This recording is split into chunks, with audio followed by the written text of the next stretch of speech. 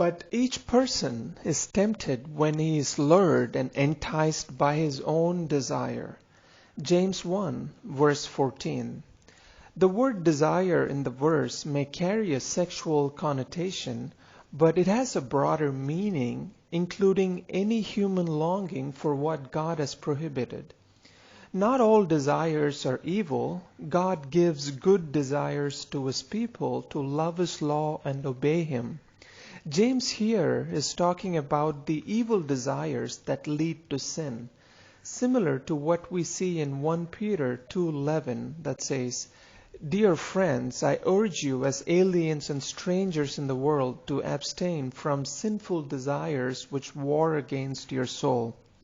Here we see no mention of Satan as an agent causing temptations, and even the suggestions of the devil do not cause danger until we make it our own.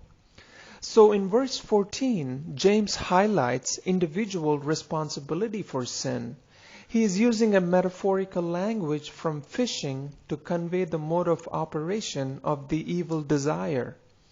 The bait on the fisherman's hook would entice the fish, and once hooked, the fish would be lured or dragged away.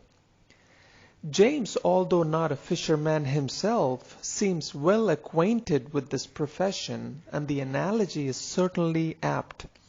The picture of Satan casting the enticements of sin before us and then hooking us and dragging us away when we bite is a terrifying imagery.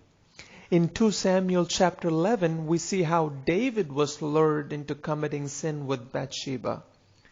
The way in which James puts the verbs of this metaphor, lure and then entice, seems contrary to what actually happens when fishing, where the fish is enticed first and then lured.